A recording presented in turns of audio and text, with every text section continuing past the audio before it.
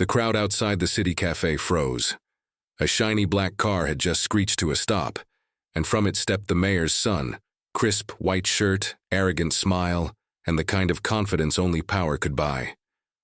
Across the street, a young woman in a leather jacket stood beside her dusty motorcycle, clutching a delivery bag.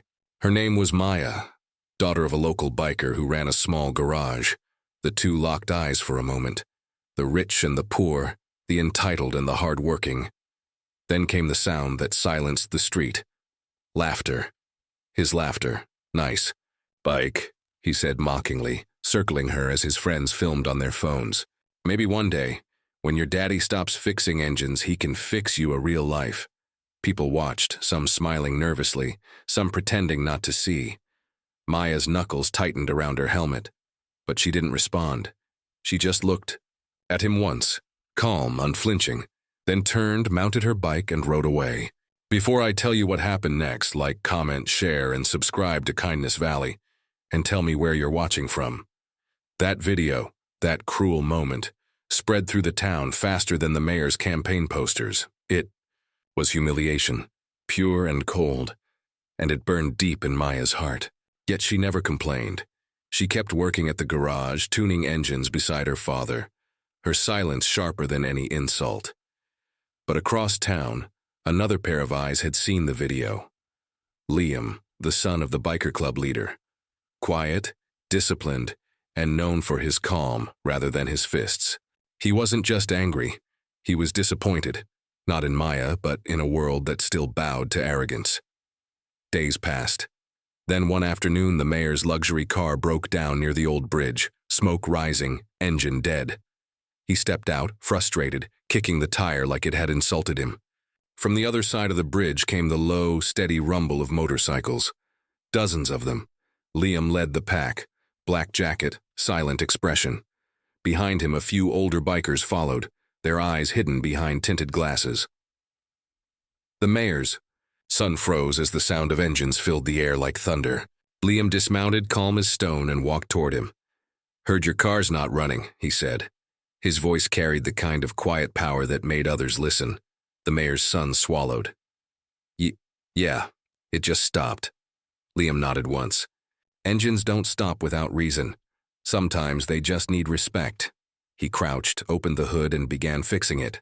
Every move deliberate, every gesture patient. The mayor's son stood awkwardly, guilt flickering across his face as the bikers watched in silence. When Liam was done, he wiped the grease from his hands and looked up. "You humiliated someone who knows how to build what you break," he said softly. "Don't ever forget that." The air went still. No shouting, no threats, just quiet truth. The mayor's son couldn't speak. His arrogance had drained away, leaving only shame. Then Maya appeared. She had been following the group, unaware of what Liam planned. When she saw him there, standing between her past humiliation and her quiet dignity, she felt something shift inside her. "Liam," she whispered, "you didn't have to." "I didn't," he replied gently. "But respect is earned, and today he needed to learn that." She smiled faintly, eyes glistening, as the bikers started their engines again. The sound rose like a heartbeat, steady and proud, echoing down the empty bridge as they rode off. Not in revenge, but in silent triumph. That evening, the mayor's son showed up at the garage. He didn't come with cameras or friends, just himself, humbled, quiet, and carrying a small apology in his hands, a polished helmet with Maya's name engraved on it. "I'm sorry," he said, "for that day, for everything." Maya looked at the helmet, then at him. "Respect isn't in words," she said softly. "It's in how you treat people when no one's watching." He nodded, ashamed but grateful. And in that moment, something rare happened. The powerful learned humility from the humble. Weeks later, the same mayor's son sponsored a city program for local mechanics, giving young workers a chance to learn, to grow, to build something better.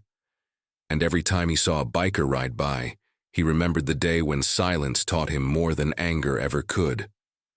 Sometimes revenge doesn't roar. It speaks through calm, through dignity, through the power to rise without hate. The biker's son didn't seek payback. He sought balance. And that's what makes strength truly noble. Because real power isn't in what you destroy, it's in what you choose to rebuild. If this story moved you, like, comment, share your thoughts below, and subscribe to Kindness Valley for more untold stories of courage, humility, and heart.